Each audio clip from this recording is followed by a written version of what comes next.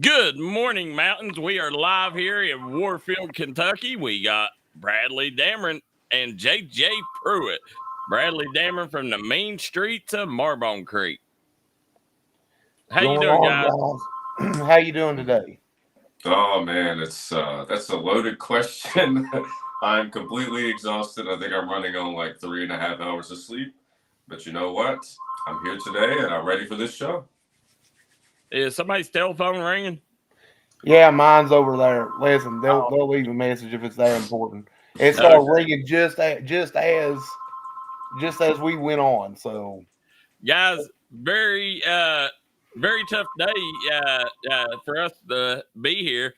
You know, we really contemplated on not having a show this morning because Phelps asked me to come over and speak to some students, and I wanted to go over there for Phelps and do that, but you know, and it was really late when we got home last night, and you know, we discussed it, and you know, at the end of the day, we said we can't let our fans down. You know, you guys, you know, each and every day joining in, you know, we didn't want to let you down, especially on a Friday morning.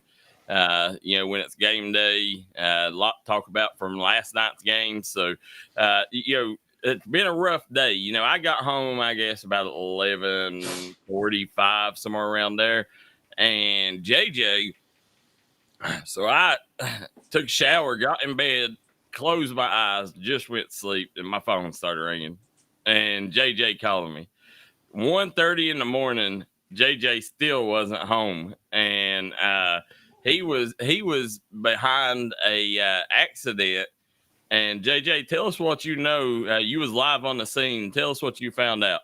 Well, I'll try to go into as much detail as I can. So as I'm in line, and one of the workers that was directing traffic, I said, you know, what exactly happened? And apparently, you know, there was this guy that was walking on the side of the road, and a police officer actually hit him.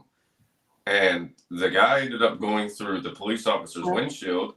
They said that his bones were like sticking out of his arms and his legs, and he somehow survived. But the word is that the police officer was driving close to 100 miles an hour. I don't know what the person's name is or anything like that, but he could have been going to an emergency. You know, we'll give him, you know, that benefit of the doubt. But they did take the police officer to jail, right? That's what one of the workers told me. I mean, I'm not 100% sure because no articles or anything has been released, but yeah, apparently the officer was going extremely fast, and that's the first time I've ever heard of, you know, them taking a police officer to jail on the scene. So I mean, that was a little unheard of for me.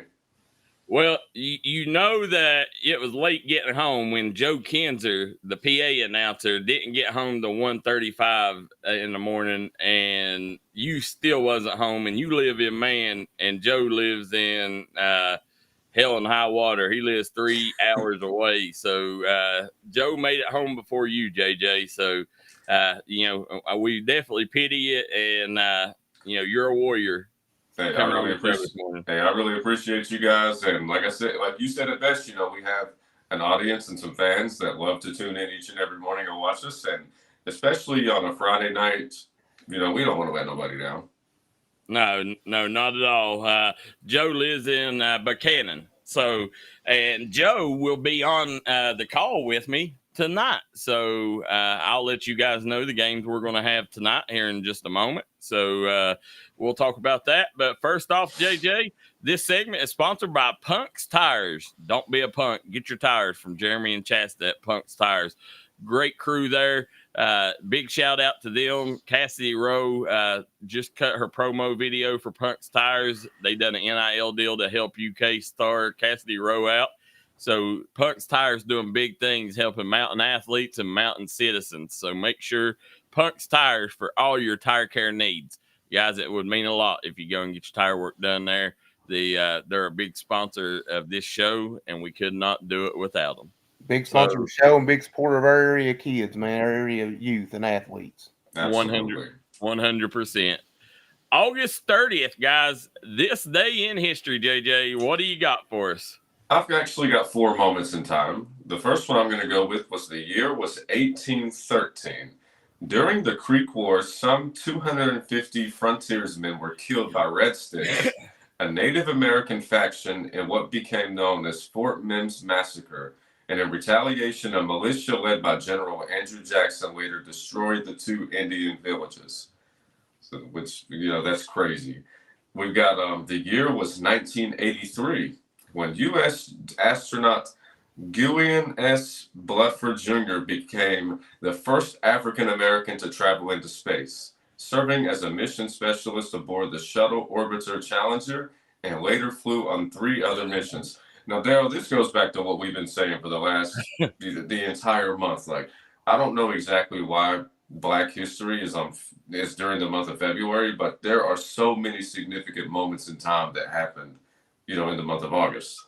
Well, that's what I'm saying. If we're going to have it in August, but let me go back to that subject real quick. You talking about Black History Month, and this is definitely a controversial topic. But first of all, do you think that there should be a Black History Month? Okay, so I mean, and for people that don't know, JJ is mixed, so we can talk about this with JJ. It's well, for me personally, I mean, it's the month of February has actually taught me a lot, but at the same time, have a Native American history. I mean, have all forms of history. Like it's American. It's but American if there history. was a white American History Month, would it be looked down on? Is what I'm saying. I would say most likely, but at the end of the day, I mean, even if you wanted to have a certain period during a month where because the African American community has been through so much, like if you look all throughout history, and then even there was an interview that was done with Reggie Jackson. And, it was during a post-game show with like Derek Jeter, Alex Rodriguez, and David Ortiz. And he was telling a story about, what he had to go through. And I think it was in the early 70s, the way that people were talking to him and how, he couldn't go to certain restaurants and stuff. And it just goes to show you like how recent, those moments in time were. So even, I mean, I don't know about an entire month dedicated, but even if it was just a week. I myself think that it's good. Black History Month is a good thing. I think, there's a lot of them stories that, I mean, in school you learn about Rosa Parks, Harriet Tubman, people like that. But what you don't hear about is the incident that happened in North Carolina at a diner or stuff like that. That's stuff that you learn during Black History Month. And I think it's very important for the world to know where we come from, just like I think steroids should be, or steroid users should be in the Hall of Fame. I think that's history and we need to learn about it. Absolutely. And I think one of the biggest problems is there's so many people out there that don't want to accept that we have a lot of dark moments in history. And they want to just say, well, the past is the past. Why do you guys keep holding on to it? No, we don't want you to forget about it. That way history doesn't repeat itself. Right, Bradley, and I'll give my opinion on that. Well, no, I just want to say, I think it's important. And I'll tell you why I think it's important to have like Black History Month, and I wouldn't be opposed to like a Native American History Month or other things like that either. I tell you why I think it's important is because I think if we don't have that, there are some places in some areas that wouldn't teach those things. Oh yeah, there are. I think maybe we'll get to a point one day as a society where it's all just U.S. history and it teaches everything equally. But the fact is, it doesn't. listen, as an adult, as a grown man, I have learned more about, about Black history through Black History Month and things like that, just because it's pushed now, because when I was in school it really was not. And No. and so so I think that's a good thing. I think knowledge is power. And the more you know, I mean, I know that's corny, you see all the time, the more you know, but it's truly true. The Yeah, more you know, the more you can you can Well, make informed opinions, and just knowledge is great, man. absolutely. I'm like you. I've learned so much. as you're sitting here last night, we see Jimmy Johnson says it's called history. That's what's taught in school. U.S. White history is what if they had White History Month. And Joe Kinzer said, "I love learning about the deep third in Williamson." Now that's something that I don't know what he's talking about. The deep third. But Yeah, if any of you two, do you two know? I'm not even familiar with that. So if you would like to educate us a little bit in the comments section, we would definitely appreciate it. Well, and going back to what you were saying, I think Black History Month is very important. But the one thing that I don't like is like BET. I don't like that they're singling out where you got to hire so many members of a certain race. I don't like them laws like that, because I think that continues to segregate. And I think there's a fine line in learning the history and respecting the history, and then people holding it against other people. That's the situation that I'm at. And now, one thing I do disagree with 100% is that schools get out for Martin Luther King Day. Now, I'm not. Listen, at the end of the day, you want to let them out for Martin Luther King Day, that's fine. But you better let them out for President's Day and other days like that. That's my issue with that. I thought everybody got out for President's Day. No. Oh, you don't? No. We didn't even get out for it. I think when I was in grade school, we got out for it. But we don't now. I could have swore when I was at Belfry we got out for President's Day. At one point, I know I did. I did in grade school, and then in high school they stopped doing it, and that's always been a big topic, is not getting out on President's Day and Veterans Day, but getting out on Martin Luther King Day. Yeah, I do kind of like the Juneteenth holiday that was in June. I mean, that's a significant moment in history. Whenever everybody was finally, free of all that. Like, I think that's a pretty significant day. Like, I'm surprised that they waited so long to make that a holiday, but I thought that was a pretty interesting one. Well, and I don't want to sound like the bad guy here, but like I said, if you're gonna let people out for Juneteenth and Martin Luther King Day, then we need to get out for Veterans Day. Absolutely, amen to that. Absolutely, our veterans, we wouldn't have what the luxuries that we have today if it wasn't for the people that made those sacrifices. And I got a lot of friends that have been in the military, and every time I see them, first thing that I do is that, I want to salute them and give them their respect. I'll say this. I think sometimes schools get too worried about getting all these days in, when maybe we need to, there's a few more days that they could take off remembering things, and then build up to them teaching about that. And I think that sometimes is more valuable than just an extra day. Well, Gideon Jarvis says he stands for more paid holidays. So whatever. And he also said he loved Black History Month because a lot of the stuff he wouldn't learn about. And that's me. At the end of the day, I love Black History Month, and, I respect it, but my big thing is, you talked about, making sure people didn't forget the past. Like I said, there's that fine line. A lot of it, I think a lot of it is when you take, and there's so much of it pushed all year round, then it starts to cause people to resent. I think we need to watch what that line is, because sometimes, it does cause people to resent, and we definitely don't need people to segregate or any more issues, because I think America is starting to get back in a good place. After 3 or 4 years there. After the Michael Brown stuff and all that. I think America's starting to get back in the right place now. Absolutely. But I'm kind of worried that, when this election comes around, something will happen again before it starts. Amen. I am worried. So, Fred Pinson says veterans are the reason we have all of our freedoms, and you can have this show and discuss such matters. I agree. Amen to that. As we're getting started here, JJ, so what's the other moments in history? I actually got 2 more. So this one's kind of fun. The year was 1993. The Late Show with David Letterman, which offered an innovative and frequently off-the-wall approach to the talk show format, debuted on CBS, which was interesting to me. Now, I did find out that, David Letterman and I think it was Jay Leno used to have like they used to work together. And then they ended up giving Jay Leno the Tonight Show, and then somewhere down the line, David Letterman finally got his own show.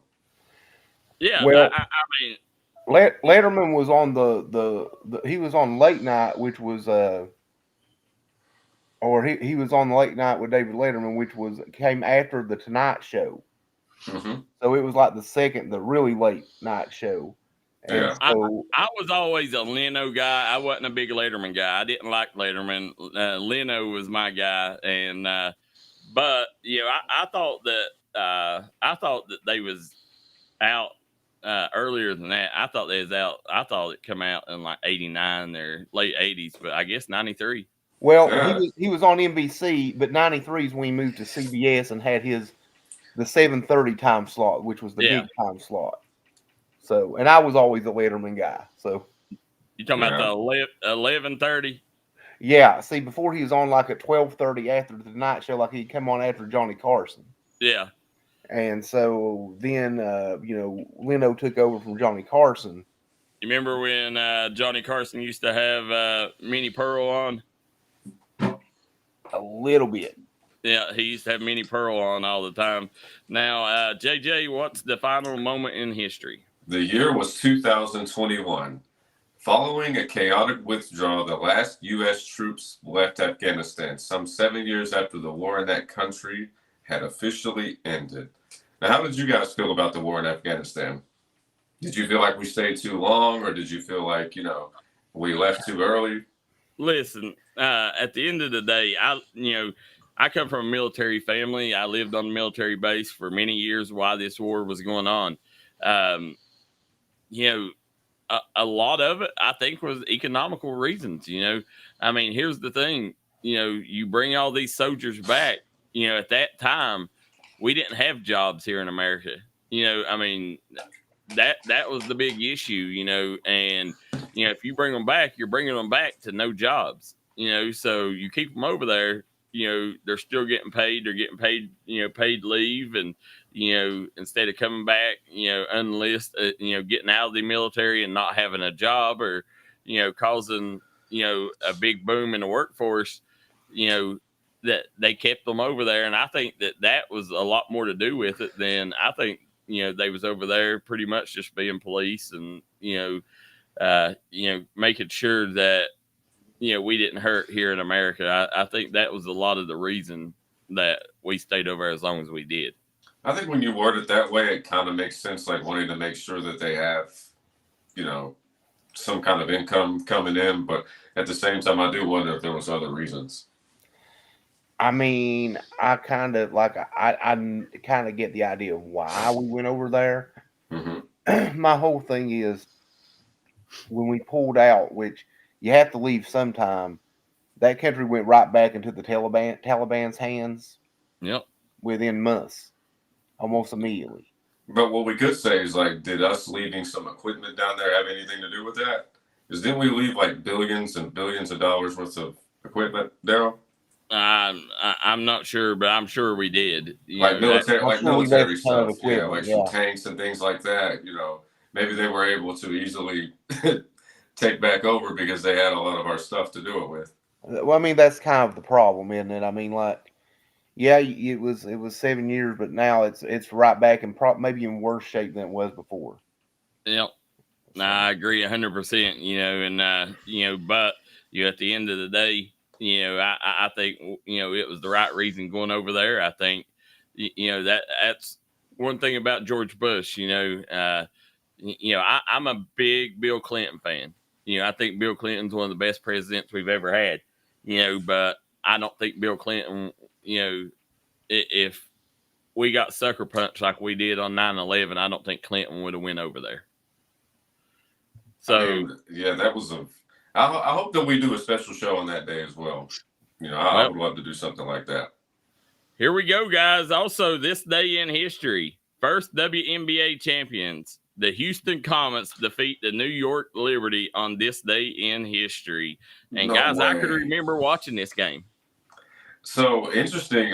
They went on to win 4 straight championships, Darryl. Did you know that? Yep. Yes. Yeah, they won the first 4.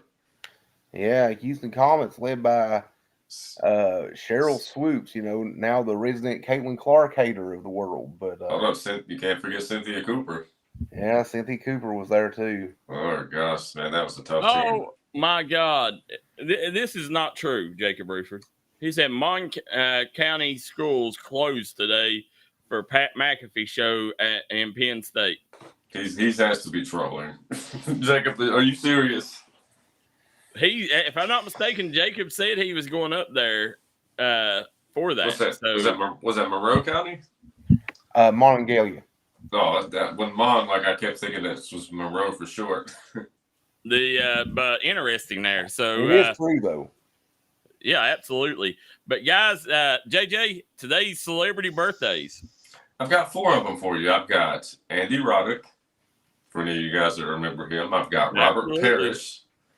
We got Robert Parrish, also known as the Chief. The Chief. Yep. Yes, sir. We've got Ted Williams, arguably the greatest hitter ever, and Cameron Diaz. Oh, wow. Okay. Good celebrity birthdays there. Robert Parrish, he was the, when I was a kid, he was the old guy on the Celtics roster. Thing was, he wasn't even that old, Darryl. He was one of those guys who looked 40 when he was 20. Yeah, that's how it was. That's how it was in the 70s and 80s. Like if you go back and look at some of the pictures of these individuals, I mean, this was in the early 90s. Well, I'm thinking in the 80s, he wasn't that old. But let me tell you, man, my favorite Robert Parrish moment was when he just got fed up and went ham on Bill Laimbeer and just started punching him, and the rest didn't even call foul. He just decked him, and the rest were just like, "Yeah, Laimbeer deserves it," and they just went down the floor. They told a story once about Robert Parrish, about how he was on the 1996 Bulls team that went 72-10, and MJ was notoriously known for bullying his players and pushing them, and he tried to do that with Robert Parrish, and Robert Parrish just walked up to him and said, "Look, I'm not enamored by you." He said, "I got championship rings too." He said, "You ain't gonna do nothing to me." Well, definitely I could see him doing that. So let's go to Facebook birthdays. Happy birthday, CJ Howard, of the CJ Howard Show here on D&D Sports Network. Happy birthday, Mark Hanna, the head coach of the Arctic Rush. Estill Hilton. Estill Hilton is a big member of the Belfry Elementary South Side. Them kids love him. He's the janitor up there. Good friend of mine's dad. Estill's a good friend, great guy that the community loves there on Pond Creek.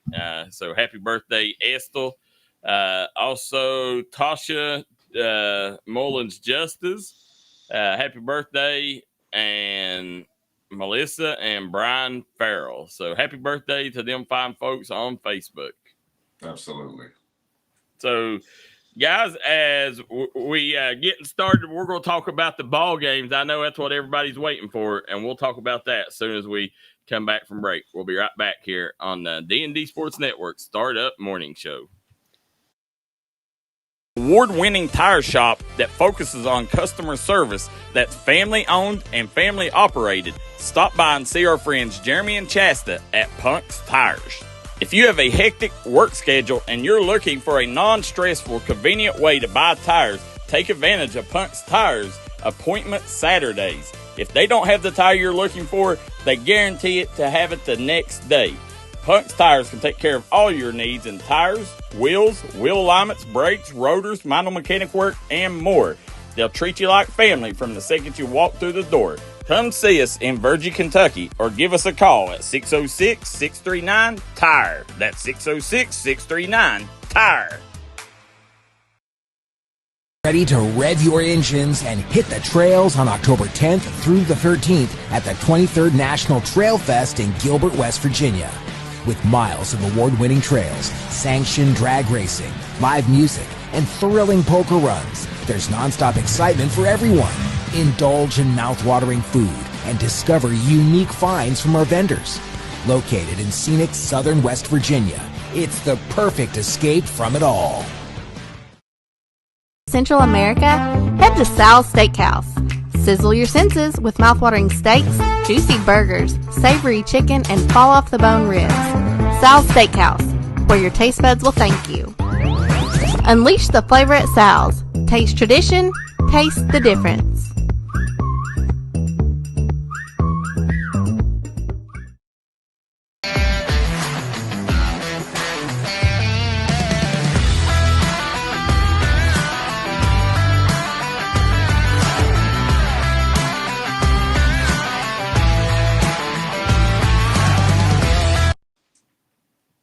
Back here on the Startup Morning Show, JJ Pruitt to my right, Bradley Dameron to my left. How you guys doing? Man, I'm slowly getting myself amped up for tonight. You know, we got another football game that we get a chance to go to, and you know, I'm ready. Last night was the first football game that I had been to in years, and you know, I've got my juices flowing, and I'm ready to go. Yeah, I'm 100% ready here, and guys, as we're sitting here looking, I don't think that there's anybody on here wanting to talk about last night's game, so we'll just go on and talk about talk about tonight's games. Yeah, you got jokes. Yeah, but guys, first of all, I thought production last night was one of the best. I think I thought it was a good game. I thought the field cam, I think definitely added a nice touch, and we want to thank the fine folks at Toller Brothers Building for sponsoring our scoreboard. Did you see that, Bradley? Yeah, and Jackson was great with that, man. He's the best, man, when it comes to that field cam. I tell you what, on that, I think it would have been second and goal when Burke rolled out to the left near the goal line there. Yep. The best shot you could have ever got that showed his foot going out of bounds. And really honest, I mean, just without that angle, you wouldn't have been able to tell, but you could see it. You guys could see it as it happened. Mm-hmm. Yeah. And because Jackson was right on it. The Gideon Jarvis said you guys did a great job. I already went back and watched. The field cam was amazing. We appreciate that, Gideon. We can't always do that. We would love to. I mean, we're kind of torn here at D&D because, we have to choose between quantity and quality, and we got so many people wanting to watch different games, that we choose to go with quantity, and give you guys a little bit of everything. But, if, a lot of it was last night, the reason we was able to do that is the sponsors that you seen on there. Last night, we had a lot of sponsors that stepped up and sponsored last night's game. By the way, definitely, I want to give one of our sponsors an extra shout out here as City Cuts stepping up. I want to thank Josh and the crew there at City Cuts. They always watch the show in the morning, have it on at the barbershop. So big shout out to them, the best barbers in Mingo County, bar none. Make sure you go to City Cuts for all your hair cutting needs, and I'm going to try to get there sometime today, but big shout out to them. And people like that is why you get to see the field cam, the scoreboard, stuff like that, because we're able to put extra men on the game. So I thought it was a good game. The other big thing last night, guys, is the talk of the day was the weather. Everybody's like, is the game going to be pushed back? Is it going to be too hot? And I'll tell you what, at 3 o'clock, it was smothering hot. So hot you couldn't hardly breathe. And we was like, man. And not only that, let me tell you what, this fool right here, JJ. Here we go. Now, 95 degrees out, and JJ has a windbreaker on. He's walking around with a jacket on. I said, what are you doing, JJ? He said, I'm cold-blooded, man. He ends up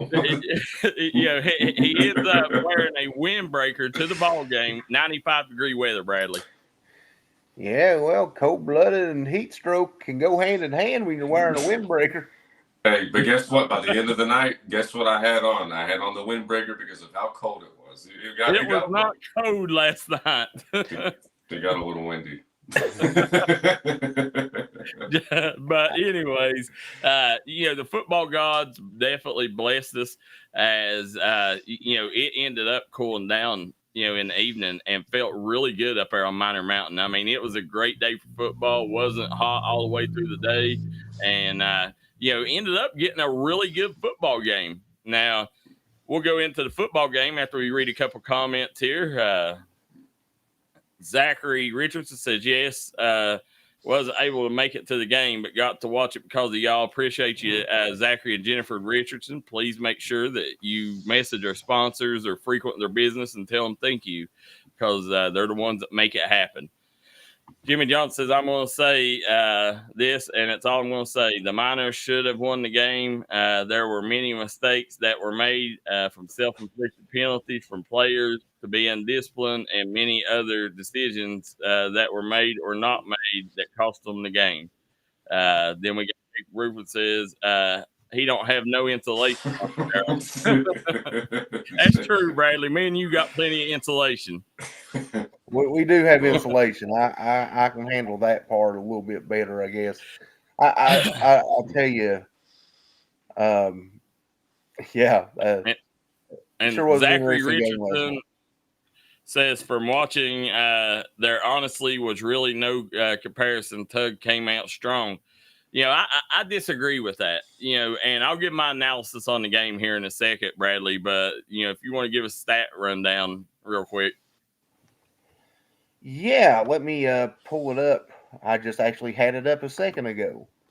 Now, these came from Dr. Jerry Mounts. Now, Bradley, you can get the story and the recap of the game on dndsports.com if you're wanting to get stats or the recap. Make sure you go over to our Facebook page, and it will send you to dndsports.com for the wonderful article. And here's the thing. Everyone's talking about why they're dragging. Why I'm dragging is because I was up getting that out last night. And thanks to Karen Watts for some amazing pictures in that article as well. Last night you look at the stats here. We'll start just kind of team stats. Tug Valley had 16 first downs to Mingo Central's 10. Rushing yards, Mingo had a 130 to 118 edge. Passing yards, Tug had a 189 to 83 edge, and Mingo got 55 of those on one play. Really, outside that one play, the passing game for Mingo was non-existent last night. And total offense, Tug 307 to Mingo 213. And here's the thing with penalties, and this is why I think Jimmy Johnson's a little bit off, because I thought Tug shot themselves a lot in the foot as well. Yeah. Penalties, 17 penalties on Tug Valley for 145 yards, 9 penalties on Mingo Central for 69 yards, which was very interesting, I thought. And then when you look into some of the highlights offensively, of course for Tug, we'll start with them. Preston May, 15 of 24 for 189, 2 touchdowns, 3 interceptions. He's a bit of a gunslinger, but were a couple of those balls they probably shouldn't have thrown. But then again, that touchdown pass to Cameron Sloan in the first quarter was probably a ball that not a lot of people should throw either, and Sloan just went up and made a play. He's a lot like Brett Favre.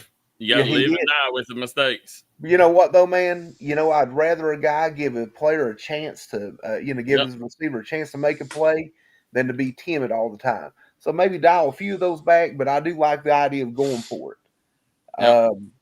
And we'll start with Cameron Sloan. He had 4 catches, 67 yards, and that just incredible touchdown catch between 2 defenders. He had a great first half. A fantastic first half. You had Ashton Davis with 5 catches for 56 yards and a touchdown. Also had a great first half there for Tug Valley. And then Bryson Eli didn't score, but 17 carries for 49 yards.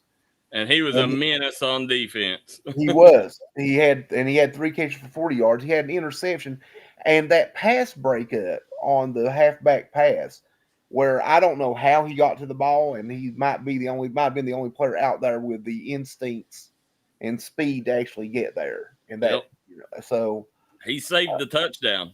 He's definitely saved the touchdown. If he's a half step later, that's 6. That is 6. So, defensively, I know Adam Sloan and Kane Thompson both were just laying the lumber all over the place for Tug. We'll switch over to Mingo Central. They kind of had a quarterback got by committee approach. Aiden Burke was the most effective of them, I feel, last night. 3 of 5 for 55 yards and a touchdown, and really the other two kind of cancel each other out. They're more like screen passes. But the 55-yarder to Dylan Vance was the only score for Mingo Central. And Dylan Vance had 8 carries for 60 yards and caught 3 passes for 64 yards and a touchdown. And really, and Aiden Burke also, I didn't mention, he did add 49 yards rushing on 5 carries. And really, outside of that, there wasn't a whole lot as far as offense goes for Mingo. I think that was the most surprising part. I'm not completely surprised that Tug Valley won. I'm surprised I thought it would be more like a 28-20 type game than a 14-6 game when it got down to it. Well, honestly, I predicted Tug to win, but the reason why was the veteran leadership. When you got 10 seniors starting, you got something special. And, Easton Davis says it right here. He said, we teach our receivers, we teach him to throw the ball up and the receivers will go get it. And that's the old Randy Moss additive. Throw it up and he'll go make a play. And, listen, you can do it when you got Bryson Eli, Cameron Sloan, when you got players like that. Now, when you're gone and, you don't got players like that, then that's when you start having issues with plays like that. So right now, Tug's got the luxury of doing it. And y'all do a fabulous job, Easton. You done a great job with the videos that you put out. I mean, really taking Tug to the next level. But in last night's game, here's the thing. Like, I said, Mingo, if I'm Mingo, I feel good. Like, people would say all they want. Mingo fans can get doom and gloom, but like I was talking to Coach Jones with after the game, and I just spoke to him very shortly after the ball game. We spoke maybe 2 sentences on the way home there. They take and I've seen so much stuff that Mingo can fix is the reason I feel good. I think there was a lot of mistakes made by Mingo, and this team I think can be a really good team. But they got to fix their mistakes. They was missing a couple linemen. That's something that will fix itself. And then you got the fact that the penalties that they had. Obviously, people, you see people on here, and listen, I think at the end of the day, it's very wrong. People on here bashing certain players and this. Listen, at the end of the day, Nenny Mills, you could tell he was nervous. he had a couple fumbles, fumbled snaps at the beginning, and that's just the nerves of him playing against his former team. That's his friends. He wanted to make the play. He wanted to make a play. And that was, I think that was the issue last night early on with him is, people will say what they want. Nenny Mills is a good quarterback. He just, it was one of them games. It's first game jitters. Everybody gets them. We've seen it a million times. Go back and watch Brady Johnson. As good as he was in the Shelby Valley game, watch his first 3 drives. He was the same way, and, you just don't pull the trigger and, say, we're going to move on from this kid. I think you still give him a chance, give him another game to prove himself, because this game right here, I mean, I knew his nerves would be tore up in this one, and I think everybody knew it. And at the end of the day, I think, give him another chance. I think he'll prove himself that he's a good quarterback. Now, Caden Porter, I think, has an arm and a half. Loved watching him play last night. I thought he threw a couple balls that, Tug Valley DBs just went out and made the play and, batted them down. But, a couple of the balls he threw was just a little bit ahead of the receiver. If, he takes and gets that chemistry down, I think he could be a good additive to that passing game. And then, honestly, Aiden Burke, anytime you can get the ball in your playmaker's hands, you get the ball in his hands, so whether it's putting him back at quarterback, putting him, in the backfield at running back, receiver, tight end, anything you want to do it to get Aiden Burke touches. And that's what Mingo started doing in that second half. As much as they got exploited, I think two spots last night hurt Mingo. I think the offensive line, I think they was getting beat left and right. And then the other thing was the secondary, of Mingo Central, I thought in the first half played about as bad as you could play. And credit David Jones, because in the second half they come out and they was strong.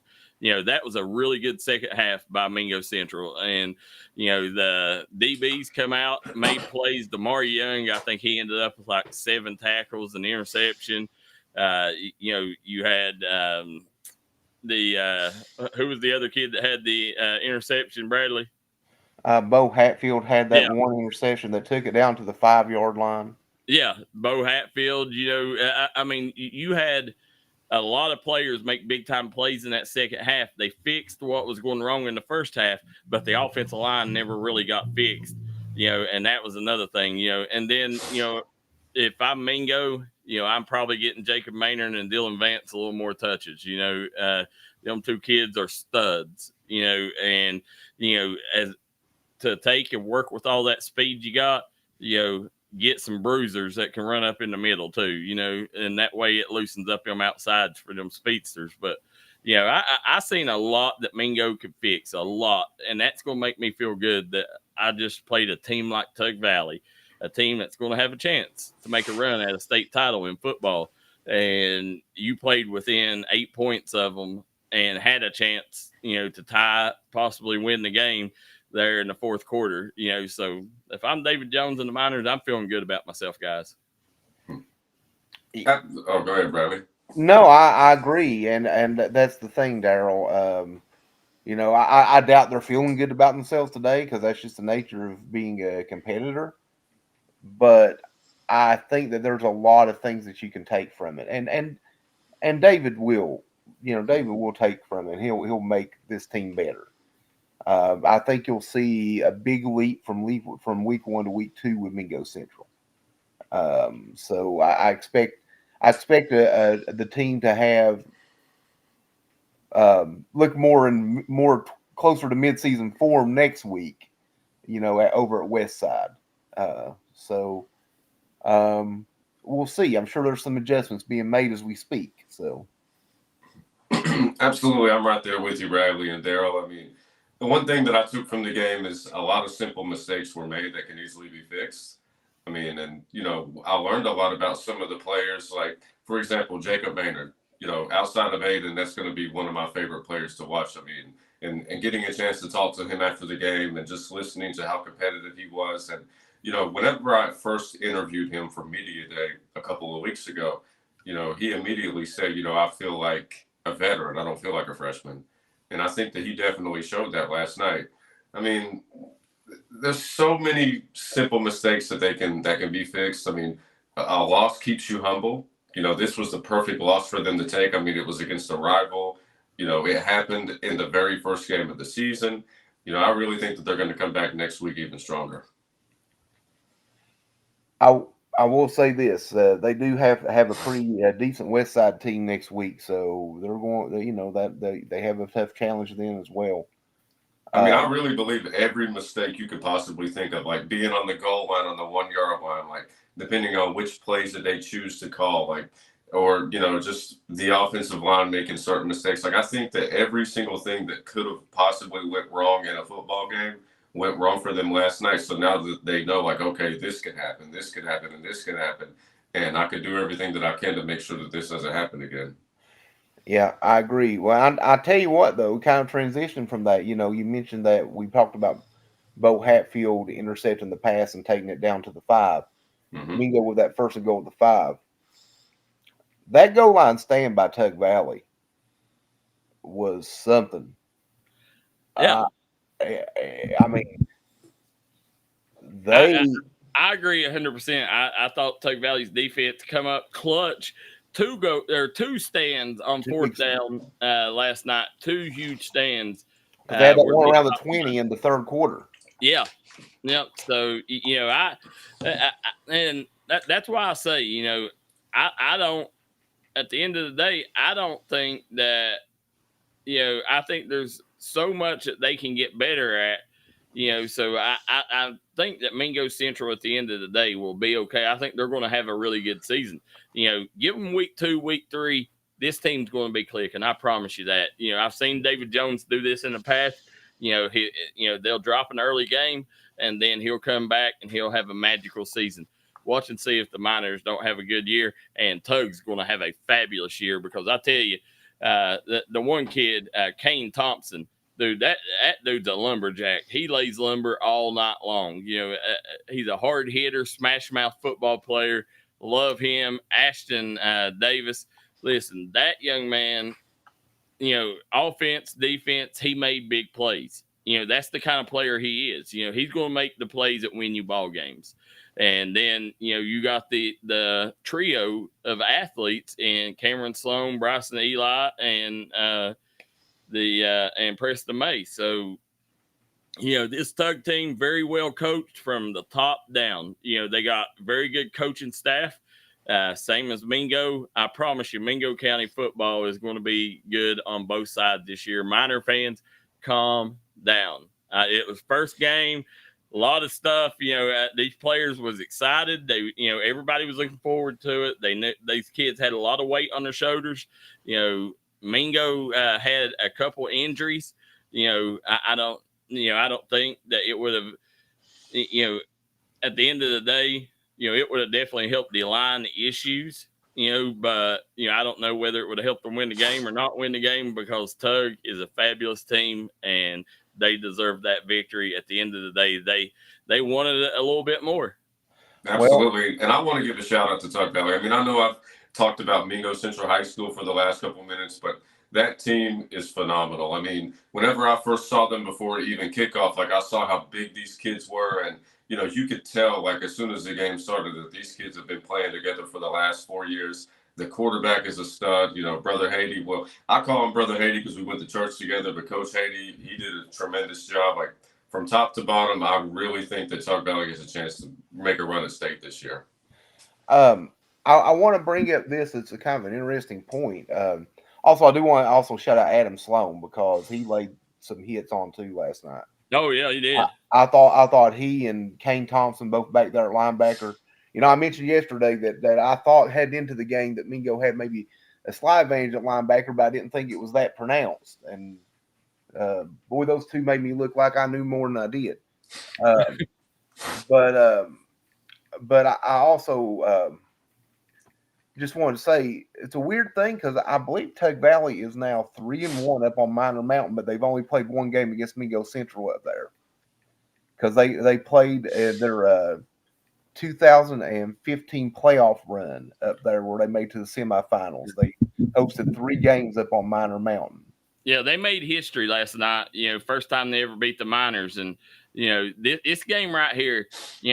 I really like the fact that they're moving it to the middle of the season because I think you're going to get both teams coming in where they're going to be they're going to have a few games under their belt and they're going to be what they are. I think you're going to get a better ball game. Last year it was a blowout Mingo's way. This year Tug, controlled things for the most part. Mingo made a run at it in the fourth quarter, and but it was a great ball game. And again, hats off to David Jones for the respect that he pays to his community. Big shout out wearing the Boxer Prater guitars on the back of their helmet, honoring him last night. That was classy by David Jones. And the other thing is coming out wearing that or holding that number 75 flag, for the kid in Madison that passed away during practice. His name was Cohen Craddock. He took a hit to the head during practice Friday and died on Saturday. And David Jones and them honored him by, carrying a flag out, number 75. So, definitely prayers going out to the Madison community. Absolutely. That's awful. And I'll be honest with you. Somebody messaged me and told me that last night, and they're like, I said, they messaged, and I said, what are you talking about? And she said, it's on national news. And, that tells you how much, that we're dug into the mountains here. Like myself, I don't ever, JJ all the time, he talks about, NFL, NBA, and I'm like, I don't know who you're talking about, JJ. Unless it has to do with mountain sports, I'm probably not going to know it. College sports I keep up with somewhat, but unless it's high school youth or local college, then there's a good chance I'm not going to know what you're talking about. So, but prayers going out to that kid, Cohen Craddock. I know his family. I've watched Cohen play over the years. Very sad situation, guys. Anytime a kid passes away like that, especially in a game, you hate to hear it. And I really hope that his friends and his classmates are able to get through this, and his family keep prayers going for them and the whole Madison and Danville community up there. Absolutely. Yeah, absolutely. So, guys, as we're moving on, we're going to take a quick break. When we come back, we're going to talk a little bit about the Man-Logan game. We'll also, do our refresh predictions for tonight's game, and we got some hot topics to talk about as well. It's going to be a great day here on the Start Up Morning Show. Come right back and join us here. Bradley Dameron, JJ Pruitt, and Darryl McCoy. We'll see you on the other end of the break. Agents wear a lot of hats. They're coaches, volunteers, church members, neighbors, someone who's there when you need them, especially when you need them most. That may be a lot of hats, but they're all the perfect fit. Kentucky Farm Bureau, big on commitment. Bruce Walters Kia. By now, you know Kia is a great vehicle, and you know they come with a 10-year, 100,000-mile warranty. So why should you buy from Bruce Walters Kia? At Bruce Walters Kia, we're going to change your oil for free for life. And what you do with that money you save is up to you. Come check out the 2022 Kia Carnival and the 2021 Kia Sorento. Only at Bruce Walters Kia in Pikeville. Or shop us online at brucewalterskia.com.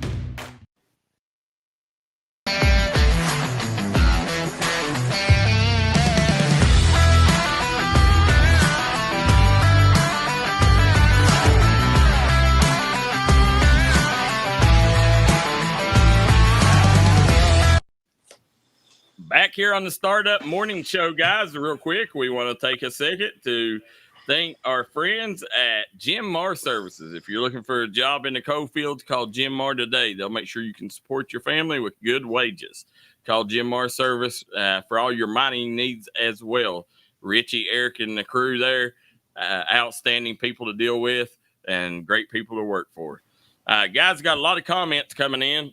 Chris Bishop says, Mingo has to get better quick. The schedule is not going to do them any favors, but you still got to lean on dragging and trust the coach and the players. Tug has a great team and a chance to go far into the run, said into a Greenbrier West or Cameron or St. Mary's or Tucker County. I agree there. Jimmy Johnson says praying for the Madison community and that young man's family and friends. Class act by Coach Jones and the Miners. Glenn Hoss Ernest says great game last night between Tug and Mingo. But tonight and tomorrow night's going to be some big games. Belfry hosting George Rogers Clark and Pikeville hosting JC. Glenn, we'll talk about that here shortly on the show. TJ McCoy said GRC over Belfry, Pikeville over JC. And then Jacob Richardson says Jacob played on Kermit Lenore's middle school team with Kane, Preston, Cam. Said when they won the county championship the year before. Talking about Jacob Maynard. Yes, he did. And then he went to Chapmanville and played his last 2 years of middle school. Jimmy Johnson excited to see the jump from week 1 to week 2 for the Miners. I think they will have a better performance. I agree. I promise you, guys, Mingo Central will bounce back. But, you know, if you know football, you can tell last night that there's talent there. Now, the news coming out during the game, you know, we wish we was able to make it there. We wasn't, you know, because we loaded up, you know, all of our boots on the ground was at the Mingo game. But, man, took care of Logan and a surprising victory. Ended up, you know, some reports say 9 turnovers, some say 8 turnovers, but still won 13-7 over the Logan Wildcats. Bradley, what you know about that game? Well, first of all, I'm not that surprised. I mean, man won pretty convincingly last year as well. With 8 turnovers? Not 8 turnovers, but I mean that's the surprise. But I'm not surprised man won. That's what I'm saying. No, absolutely not. I picked man. Yeah. So, but now in that game, you know, it was a game where Logan's starting quarterback, you know, he was.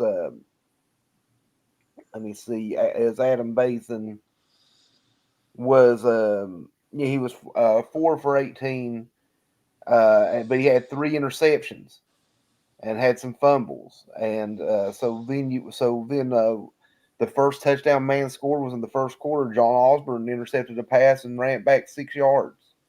So you know they had man pinned back. Then no one scored again until the third quarter. And then Devin Sanders hit Trey Ward for a 56-yard touchdown pass. You know, I mentioned Trey Ward yesterday. I don't know if we talk about him enough, but he is a playmaker, and he made a big play, you know. Probably the most underrated star in the mountains. Absolutely. And, you know, they missed the PAT and went up 13-0. Logan scored late on a Gavin Abraham 2-yard run, but it's a game where Logan just couldn't hold on to the ball, Darryl, and that's the story of the game. No, and Baisden ended up getting benched after them 3 picks. Yeah, and they brought in the freshman quarterback. Yeah, what was his name? His name is Caleb Johnson. Yeah, so, Caleb Johnson. They brought him in. And listen, this Logan team, like I said, you know, give Brian Atkins a little bit of time. You know, he's got talent on that roster. Give him a little bit of time. They'll get it figured out. Don't overreact, Logan fans. You know, just let this coaching staff let it go through. Coach Atkins is, you know, a really good coach. Let them boys get better. You know, very young team there. And this man team, though, they done what I expected. They went out, won the ball game, and you know, again, Trey Ward. I think we all know what Trey Ward can do, and he ended up getting one of the important scores last night. I mean, early in the year, teams can be a little sloppy, especially, we saw that last night up on Minor Mountain, that with all the penalties and stuff and the few turnovers that were really ill-advised. But you'll see teams get better as the year goes on. I'm sure Logan will get better. I mean, man does what they do. They're they're hard-nosed, smash-mouth type football team. They always have been, probably always will be. It's in their DNA over there. And when you don't take care of the ball, when you have 8 turnovers, 9 turnovers, you're not beating anyone. No, and well, that's the thing. That's the old additive. If you turn it over that much, you're not beating anyone. But guess what? They did beat someone. And go ahead. Logan had the turnovers, right? No, I think Man turned it over 8 times, didn't he? And still won the game. That's what I thought. Yeah, that was the reports that I got last night, that they turned it over 8 times and still won. Well, I'm pretty sure that Logan had 8 turnovers, Darryl. Let me check my messages and make sure it's right here. Maybe somebody in the comments section if they know. No, Bradley's right. The said Logan had 8 turnovers and Man won 13-7. So you're right, Bradley. The reports I got 2 different reports. I got one that Man turned it over at many times, and then the stat guy messaged me that Logan did. So they must have had it wrong on.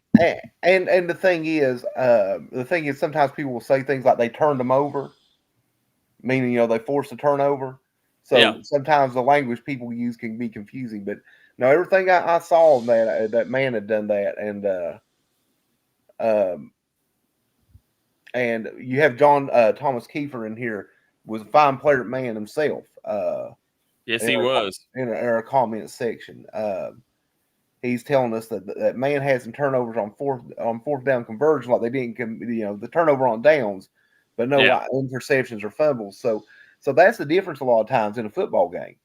You have Man who took care of the ball. Yeah. Logan who clearly didn't. Whether it was 8 or 9 with a young team. Yeah, you can expect that. I don't know if I've ever seen a team win a game with 8 turnovers. I have seen a team win a game with 7 turnovers, oddly enough. But I don't know if I've ever seen one more than that. Well, guys, as we sit here, move on from that game. Now, Rylan Rash said, "What about the Herbert Hoover?" Said, "Great comeback last night." Now, Bradley, have you seen any reports out of that game? I've not seen anything on it. The only thing I know really is the score, because I was focused on our local teams last night, and by the time I wrote the story and got to bed, I didn't know much. But Herbert Hoover got a big win last night over Independence. They knocked off perennial powerhouse Independence. 37-30, and so really, honestly, just. I haven't got to dive into that game just because we had let us know, Rylan, what was the comeback, and what how much was they down? What did they come back from? Let us know that if you can. So guys, as we move on, this morning, I got, like I told you, I got home late last night, and Jackson, my son, was on the camera last night, the field cam. And they was down 16 in the fourth quarter, and Herbert Hoover come back to win. So thank you, Stephen Cassador, for that. That was huge. They was down 23-7 at the half. So big comeback there by Joey Fields, Dane Hatfield, and the crew. Definitely making Mingo County proud. As we go on, my son done the field cam last night. Jackson done a fabulous job, but he got home, went to bed, I guess probably 12:30, 1 o'clock. Had to get back up at 4 o'clock this morning, and WSAZ was up at Belfry doing their Fired Up Friday nights.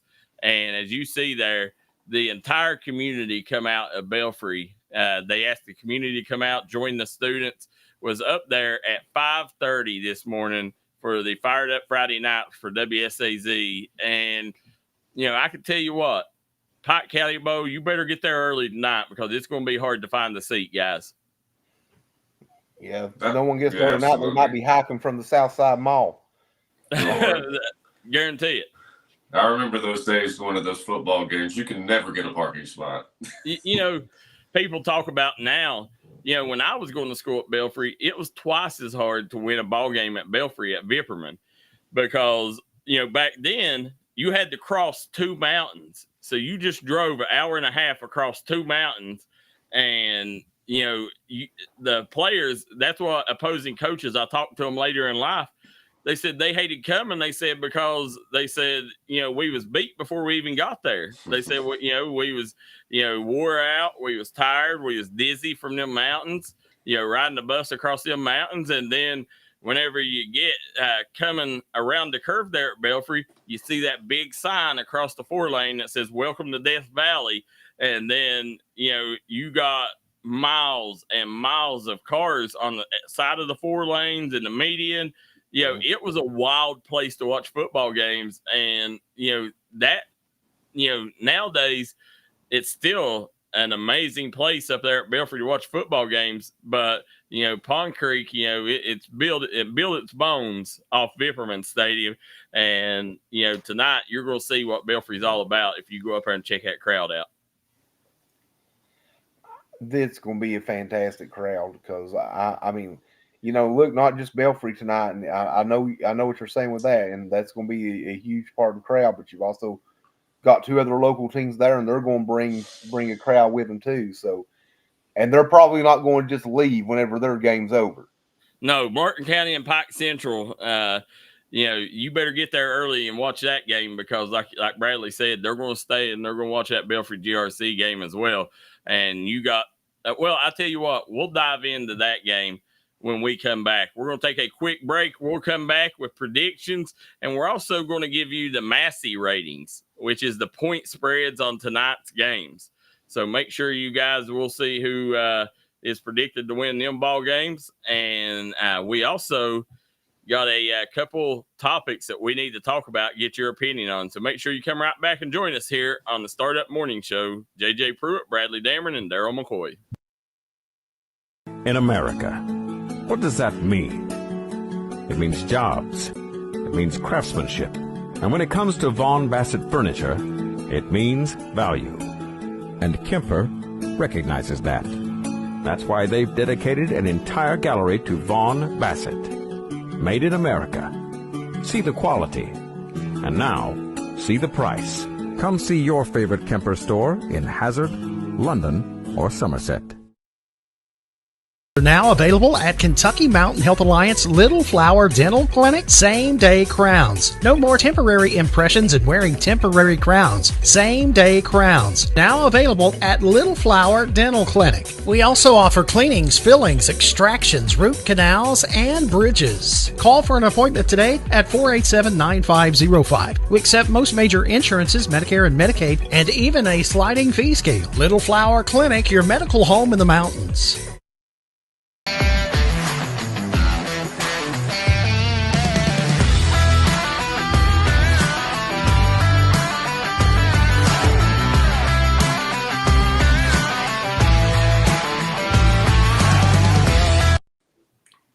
You're watching D&D Sports Network Startup Morning Show here with JJ Pruitt, Bradley Dameron, and Darryl McCoy.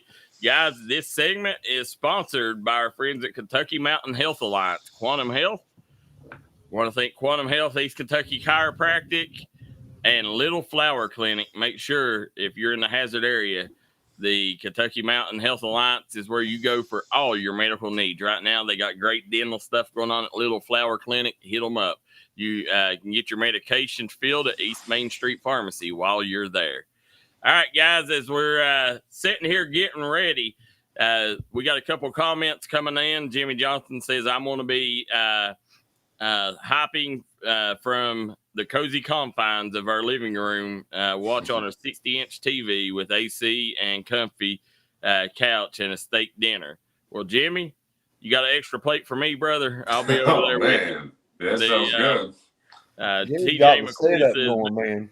yeah, that's the way to watch. Then that's TJ McCoy says, Belfry, I say the best O-line in the state. The only thing concerns me is the youth in the backfield, but there's talent there all over the field. With an O-line like that, you don't have to have much experience to run through them hoes. I agree with you. I think I can run through a few of them hoes if I can fit to them. But as we're getting started here, guys, want to give a big shout out and let people know where D&D Sports Network will be tonight. So we want to release that real quick. Let me find it here. We will have producer KJ, Coach May, and the crew will be in Salyersville as the Citizens Bank Game of the Week brings you McGoffin County and Lewis County, both teams searching for their first win. One's going to leave 0-2. But I tell you what, John DeRossett, he's got a good team there this year that can be explosive. They could be one of the shockers of the mountains. Excited to see how that game turns out there. And then myself, JJ, and Joe Kinzer will be Chapmanville and Sissonville on Friday Night Football. D&D Sports Network's Friday Night Football. Make sure you guys join that as we bring you the Chapmanville Tigers. You'll have Dakota Dalton, Robert Cook, Zach Belcher, James Barker, and the crew. Very excited for this one.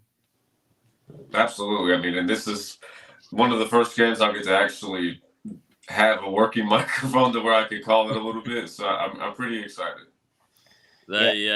Caleb White just asked if we'll be doing the Chapmanville game tonight. There's your answer, Caleb. You know what? I say just put a coach mic on James Barker, and he can still help out. He can do double duty. Hey, listen, he's fabulous. That was a big hit to D&D Sports Network. Coach Barker going back to the sidelines. We lost our coach in the boardroom. Yeah, and absolutely a pro of a broadcaster too. Yeah. But that should be an exciting game over there, though, in Chapmanville. I expect that to be a pretty good ball game. Bradley, do me a favor here while we're doing the shows. See if you can find. I hear that UPike's quarterback had a great performance last night.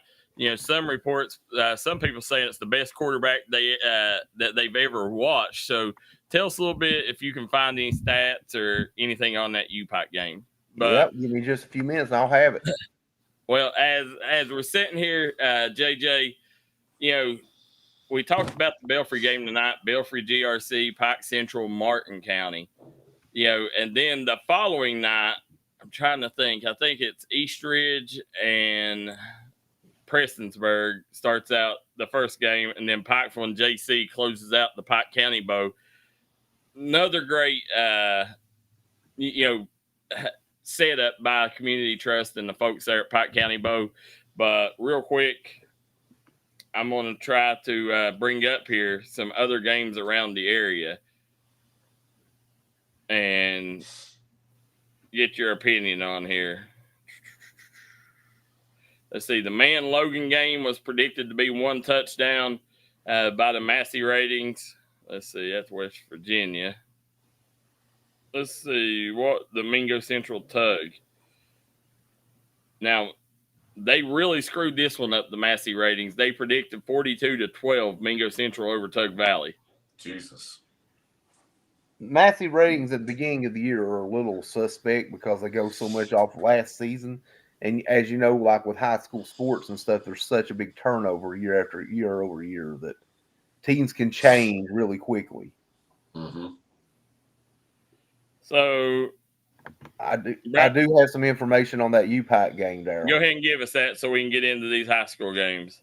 UPike lost last night to Campbellsville, 34-33. It looks like Campbellsville scored a touchdown with 13 seconds left to win the game. But individually, and he was fabulous last season as well. Of course, I just clicked on the wrong. There it is. UPike quarterback Lee Kirkland completed 34 of 55 passes for 441 yards, 4 touchdowns. God. He also had a rushing touchdown in the game. 5 touchdowns on the night. Yeah. So, and he was fabulous last year as well. Did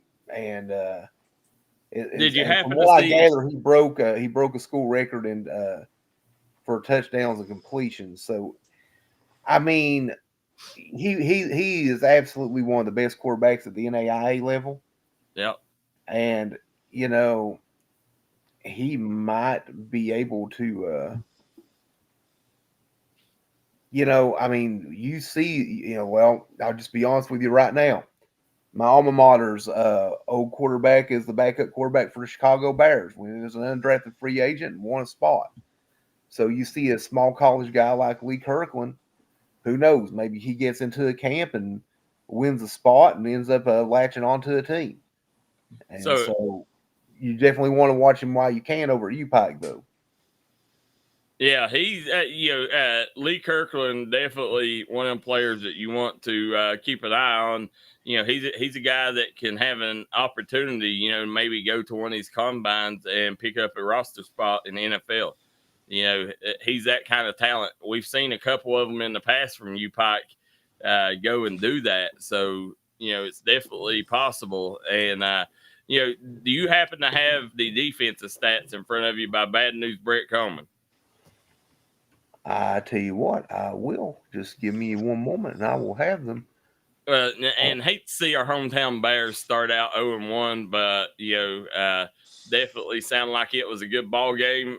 Wish we could have been there. Hopefully to catch them in the future.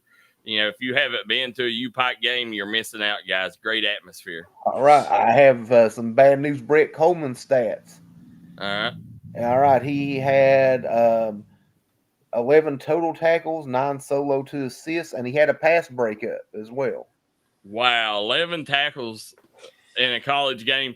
Listen, is there UPike struck go with Bad News Brett Coleman? He went Division I to Miami of Ohio and ended up not liking it there. So he come back home and he showed why he's a Division I player. You see, defensive performances like that. That's what happens when you get a D1 kid playing on the NAIA level. Absolutely. A great game by him. And, I hate to see UPike lose, but they got a lot of local kids, and Campbellsville has a pretty good team usually. So I suspect UPike to have a pretty good season this year. Yeah, they will. UPike will be all right. Guys, let's go into tonight's games. As we're sitting here, and I'll go over the games, and as I go over them, you guys pick them here. Let's see, Pike County, Martin County. I'm still going. Is it Pike Central? Yeah. I'm going with Pike Central. Predicted score: Martin County 35, Pike Central 16. I'm actually still going with Pike County Central as well. Pike County Central had a big win the first week, and they beat Martin County last year too. So, well, I'm going with Martin County. I think everybody's counting them out, and I think Coach Muncie and folks there will have the cards ready to come and play on a big time stage at the Pike County Bowl. So let's see. Let me go down. See what our next game is here.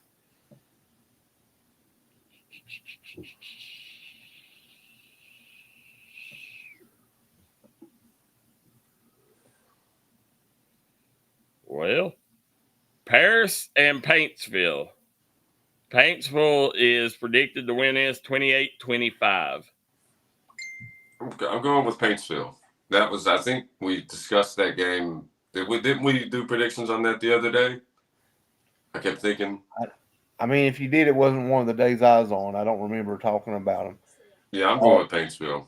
Absolutely. I'm going with Paintsville as well. I think Paintsville showed me something that first week of the season, and I'm going with them in that one. Listen, I'm going to tell you right now, when you talk quarterback wide receiver combo, Ashland's probably got the best with Strader, and I just drew a blank. I'll think of his name in a minute. The receiver they got up there, that's probably the best one. Then you go over to Leslie County. You got Landry Collette, Noah Kilburn. Then, you probably would go to Paintsville after that in A.J. Johnson and Anderson Loffer.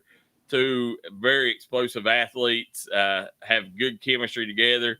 And then you got Carter Parsons and Isaiah Allen. Then try to think Preston May and Cameron Sloan, definitely in that group. And I know I'm forgetting one. Brady Johnson, Colton Stamper, Gunnar Holbrook and Brett Smith. You got right now, the passing game is as good as it's ever been in the mountains, guys. You got a lot of good quarterbacks, a lot of good receivers, and normally it's the running backs that take the spotlight.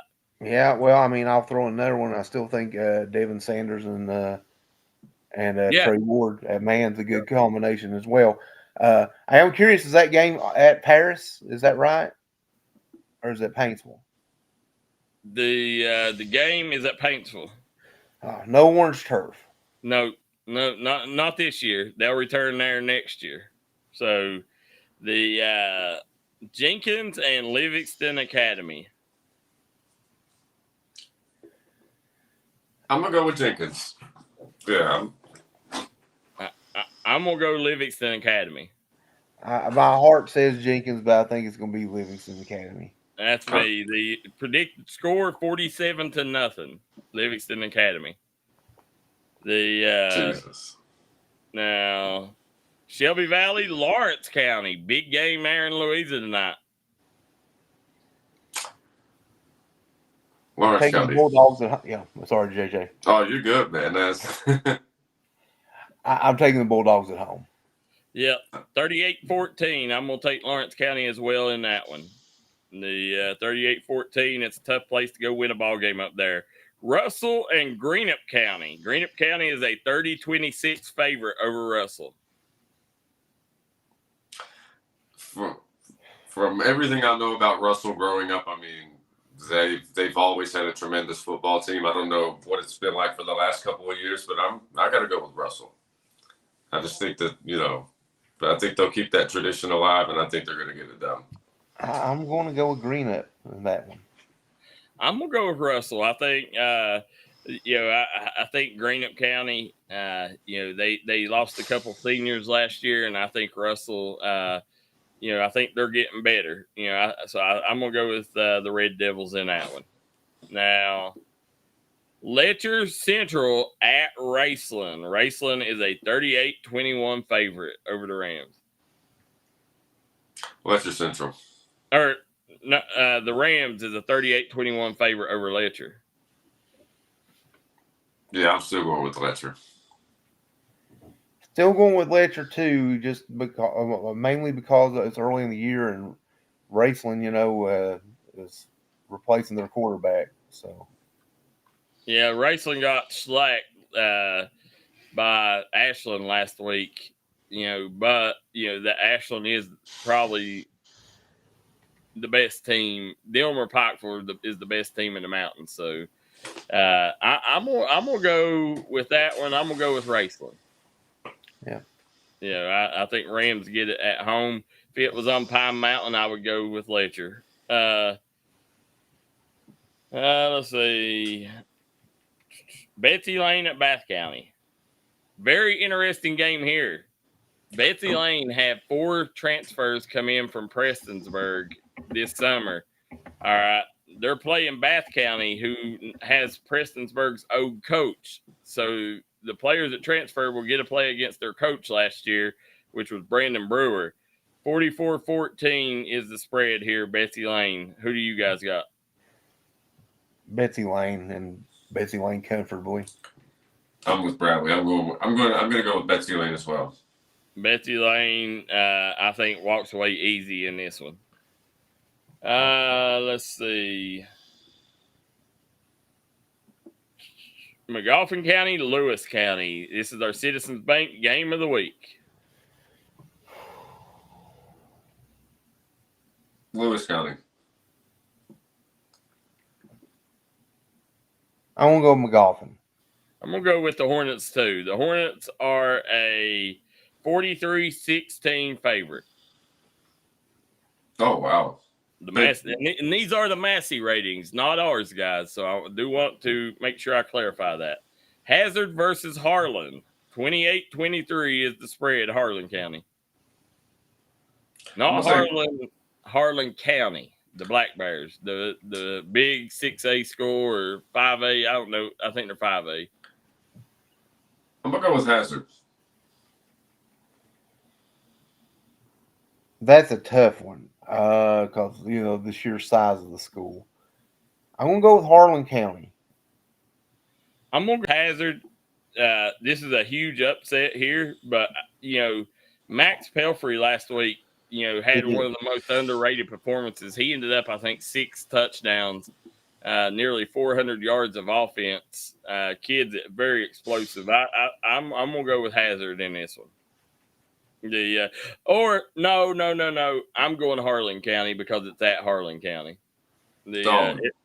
It's tough to go, so I'm going to take Harlan County in that one.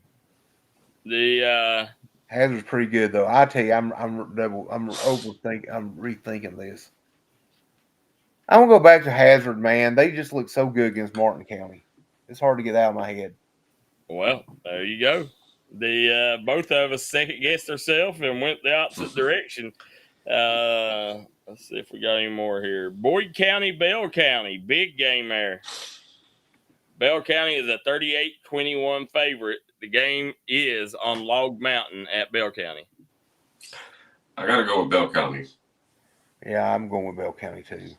Bell County, too much history there. Leslie County at Floyd Central. Floyd Central. I think Leslie County bounces back after the way that game ended last week. I do too. I think Leslie County going to go, and I hate it because I hate picking against my buddy Sean Hager, but I think Landry Collette, Noah Kilburn, and Cruz going to come in there and take care of business. Not Central at Jackson County. 28-27 is the predicted score, not Central. I'm going to go with not Central. I'm going to go with not Central, but this is a pick 'em. Coin flip, yeah. I'm gonna go. I'm gonna go not Central just because they're in our coverage area. And let's see. I got to be honest with you, Darryl. That was one of the reasons for that pick specifically. I just, yeah. Oh, I know where my bread's buttered too. I do that. I do that sometimes. I got it. Yeah. Ashland at West Jessamine. Ashland. Yeah, Ashland. Ashland big. They're predicted to win 42-6. East Carter at Rowan County. East Carter. We'll go with East Carter also. I'm going to take Coach Champ and the crew, Coach Tamplin at East Carter. The predicted score, 42-14, East Carter. GRC and Belfry. Belfry lost this one last year in a big way. Coach Cherico, you got 2 legends on each sideline. You got Joe Cherico, who was a Marshall Hall of Famer, ended up taking the Paintsville Tigers to a state title. And then you got Philip Haywood, a.k.a. the GOAT, standing on the other side with 8 state titles. Who wins this one? The main event of the Pike County Bowl, guys. There's no chance I pick against my alma mater. Or my alma mater. Like, I'm going with Belfry. I'm going with Belfry. I mean, Belfry looked good the first half of last year's game and kind of and GRC took control in the second half. I think this year Belfry puts the whole game together and gets the win. Now, I don't care to pick against Belfry, but, in this one, I think Belfry is going to win. I think, as they said, that line's too strong. They're really good at skilled positions. That defense is stout, good linebacking core. They're very well coached from the top down. But make no mistake about it, Joe Cherico will have GRC ready. This will be a dogfight. Yeah, it will. Now, Prestonsburg, Eastridge. Prestonsburg. Yeah, Prestonsburg. Absolutely. I'm going Black Cats by 2 touchdowns. Yeah, I think I think Eastridge keeps it semi-close, though. I tell you, I think Prestonsburg. We talked about Leslie County. I think Prestonsburg is going to carry some momentum on their side for getting that win, and I think they're going to win by a few scores. Well, as we're sitting here looking, the main event Saturday, I think everybody wants to see it. The biggest game in the mountains comes down to Pikeville versus Johnson Central, 2 perennial powers in their class here in Kentucky. Who do you got, guys? Jesus, this one's tough. Where did you say the game's being played once again? Can you just say it one more time? Pikeville, Pike County Bowl. I'm going with Pikeville. Listen, man, one group of Panthers got a big win last night, and I think another group of Panthers is going to get a big win tomorrow. I think Pikeville wins that one. Who did you take, JJ? I took Pikeville. Yeah. I think Pikeville at home is going to be too much. I watched Johnson Central preseason. I think they got a really good backfield. I think they're young, but they got weapons in the passing game. But this Pikeville team, going down, even though they got beat by Corbin, they didn't get beat as bad as what people thought. And, I think you can hang in there against Corbin. I think you got a chance against JC. It is 1A versus 4A. But, I just think Coach Mack, he's not going to lose the main event of the Pike County Bowl. It's no ordinary 1A. Let's make that clear. Like, Pikeville's different. No. Pikeville's top tier no matter what class they're playing against. Yeah, Jimmy absolutely. Johnson says Pikeville 13, Johnson Central, Pikeville 31, Johnson Central 13. Carl Whitey Little says Pikeville. Coin toss. Jacob Ruford says Gideon Jarvis is picking Pikeville. So going to be very interesting in that one, guys. I honestly don't know. And I sat here and just looked at the numbers of the game, the Mingo Central Tug game last night, guys. 50,000 people nearly watched that game. We got the 50K? It's like 48, I think. Wow. Yeah, that is awesome. And for me, it's just nice to know, like, it's not even so much about the view count for the network. It's about us giving a product to an audience that couldn't be at the game. Then, Well, that's what it's about. It's 48.3 right now. 48,300 people has watched that ball game. 906 comments, 145 shares, and 500 likes. That is so awesome. I'm so glad that people got a chance to watch. Hold on. No. So 52,000 because we had to separate it in different lengths.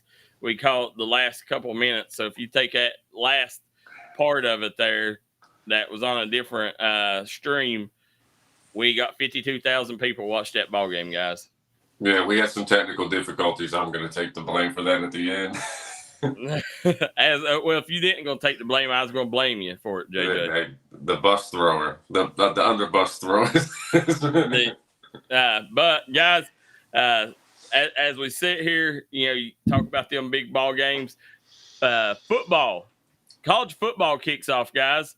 Last night, big game. Dion ends up North Dakota. Who ended up winning that one, guys? I'm pretty sure Colorado won it. Colorado did. North Dakota State had a Hail Mary attempt there at the end. It was a long one. Quarterback didn't quite get there, and I think they were 4 yards short of the end zone. Wow, They won 31-26. Hey, Darryl, I was actually on ESPN just now, and I found some breaking news. This is in the hockey world, but Blue Jackets, Gardner was killed in a car bike crash. This was reported 2 hours ago. Johnny Garado and his brother Matthew were killed when they were struck by a vehicle while riding bicycles. Wow. Yeah, that is. I Did not see that, JJ. Yeah, I don't know if you can see my phone, Darryl, if you look closely. Yep. Yeah, it just popped up. I have ESPN on silently over here to my right, and I saw that pop up a little while ago there as well. Jesus, that's awful. As sitting here trying to see over in West Virginia real quick what area teams and what Massey ratings have on them. And I don't know if I can find the West Virginia one now. Here we go. Let's see. They had Man defeating Logan 28-21. Then they had Mingo blowing out Tug. They was wrong on that one. Let's see. They got Lincoln beating Nitro 35-28. Chapmanville, Sissonville 44-12, guys, is their prediction. I ain't going to tell you which team they have winning. Who do y'all got winning? Did you say Chapmanville? Yeah, Chapmanville, Sissonville. Game you'll be doing I'm tonight, going with the home team. I'm going with Chapmanville. I think they're going to get it done. I'm taking Chapmanville on that one. Yeah, absolutely. Yeah, well, Massey ratings have it 44-12, Chapmanville, and I'm going to go with the Tigers too. Tiger. Absolutely. Let's see. See if we got any more here. Trying to find the Scott game on here. Spring Valley. Scott's off the first week. Huh? Scott's bye week is the first week. Are I'm they? pretty sure. Caleb White asked our predictions on the Scott game. Guys, but it seems like Coach Dolan did say that. He had somebody drop him, I think. Yeah, they had some things switched around. Let me double check here, but I'm pretty sure Scott just has Spring a Valley, South Point. Spring Valley, who, Darryl? South Point. Spring Valley. Yeah, Spring Valley. Spring Valley 45-7 is what Massey ratings predicted in that one. Yeah, Scott's off this week. They play Wayne, and I know Wayne's playing Tulsa this week. Well, that brings me here. Wayne versus Tulsa. Who do y'all got? Wayne at Tulsa. I'm going with the home team. You're going with Tulsa? Yes, sir. I'm taking Wayne on this one, man. I'm taking Wayne too. Wayne, I'm going to say Wayne goes into Glen Hayes and gets the big rivalry victory. 42-7 is the prediction by the Massey ratings. So let's see here if we got any more. Looks like that's it. So well, we got West Side and Wyoming East too. Yeah, I didn't see it on here. West Side, Wyoming East. Who do y'all got? West Side. I think I'm going with West Side fairly easily. Yeah, West Side. I think Coach Koger right now, I think his team is going to be one of the shockers. You know, last year they struggled. I think, they was young. I think this year they're going to be pretty good, man. Yeah, absolutely. Yeah, for sure. They, as Jimmy Johnson says, it's football time in the Bluegrass. Caleb White Scott is off this week. Caleb White chooses Wayne. Spring Valley for the win. Said can't pick against Clover, Valley's cousin. So as we sit here, guys, wanted to get your thoughts on the topic real quick here, guys. And I know a lot of people are going to find this funny, but yes, it is true. Kamala Harris wanting to build a wall now. What is your thoughts on this? Jumping on the bandwagon? I think she's seen so much, rally behind Trump and the wall that she's trying to capitalize on that. And she thinks that she can kind of curve, a lot of them voters and bring them to her side if, she's wanting to build the wall too. And now I think she'll say she's for it, but I don't think she'll ever build it. One thing that I've heard about politicians is they're so quick to pivot. They'll do anything and everything that they can to get a vote, and then they will disappear for 4 years, and then they'll come back and act like they did everything right for those 4 years when they didn't do anything at all, and then they'll try to persuade you to vote. And in this situation, she's said numerous times, like, how she felt about that. And now it just seems like she's trying to capitalize at the last minute. And then in 4 years, whenever, she hasn't done what she says she's going to do, she's going to come back and make some more unbroken promises. I think Kamala Harris is a bold-faced liar. What do you think, Bradley? I think it's kind of wild that she's wanting to build a wall now. I still don't really know what the feasibility is with a wall, because I don't know. That's a big old border. It would take a long time and tons of money to build a wall, but border security is a big deal. But I just find it really weird how everyone was so against the wall and now she's for it. The Democrats, that's the other thing. She represents the Democratic Party, who has been dead against the wall. So at the end of the day, I think she's just trying to steal some votes there. Said still waiting on Mexico to pay for the Trump wall, Jimmy Johnson says. That was one of the more outlandish claims I've heard Trump ever make, that he's going to get Mexico to pay for it. But yep, that never got built. Well, they did build it in some parts. Well, they built it for like a half a mile down the road. Yeah. That's what I'm saying. It's a big wall. I don't know how feasible a wall is. Yeah.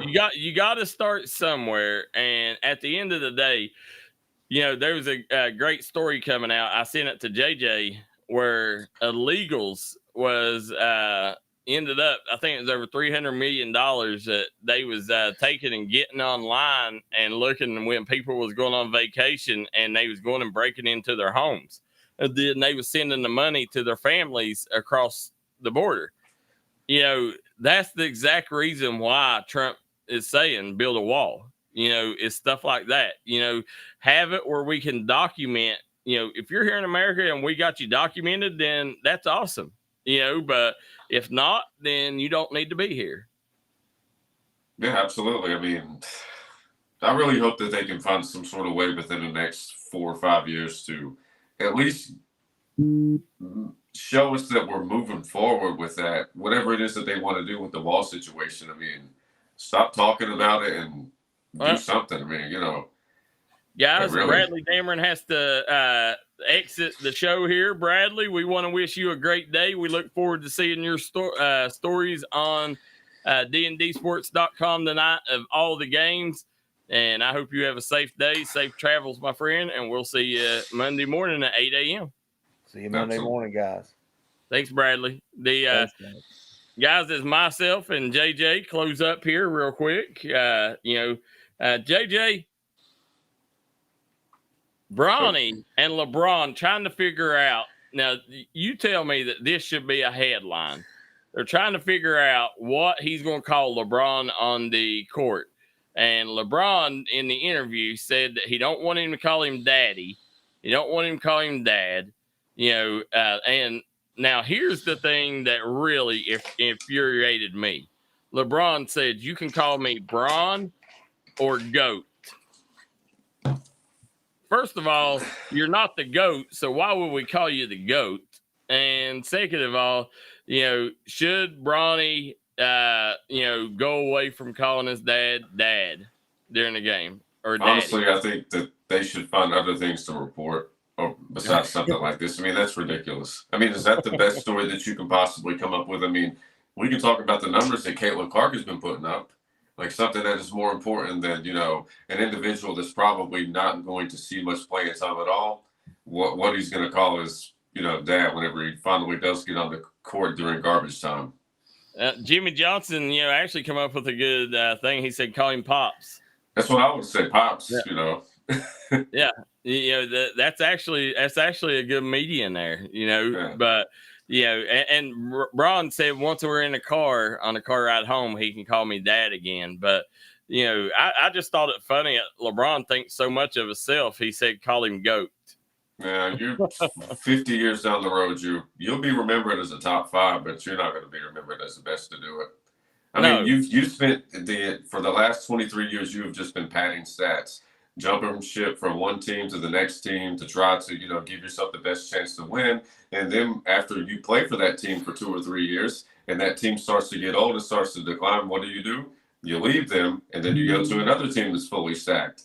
And then everybody tries to say, well, what happened whenever he left Miami? Everybody was old. What happened when he left Cleveland? Everybody was old. And then if he leaves Los Angeles, what are they going to say? What happened when he left Los Angeles and they were trash? He waited till everybody got old and then he left. So, I mean, it's, I agree 100%. He will never be GOAT in nobody. Well, there's a lot of people that will call him GOAT because he's got a lot of fans out there. Yeah. But at the end of the day, I could name 5 players I would call GOAT before I got to LeBron. Jordan in 13 seasons won 6 championships, 6 finals MVPs, 5 regular season LeBron has MVPs. lost more title games than Jordan. Jordan won more than LeBron's lost more than Jordan won. It took him 13 years to do what Jordan still has a Hall of Fame career worth of accolades that he's still catching up to. He still needs another MVP. He still needs 2 more finals MVPs, 2 more championship rings. He still needs, 4 more first team all defensive selections, a defensive player of the year. I mean, this guy, come on now. You had a good career, but there's somebody that's had one that was a little bit better. Caleb White says Kobe is better than Jordan and Bron, in my opinion. He's not better than MJ. There's a reason why Kobe said he mimicked everything Jordan done. I mean, but Jordan in a one-on-one matchup, I would say if they played 10 games of one-on-one, Kobe's going to get at least 4 or 5 of them for sure. To the 2006 version of him that was dropping 81 would definitely give Jordan some buckets. He might give him some buckets, but Jordan's competitive nature, I'd say 7-3. I would say, in a best of 10 games or in yeah.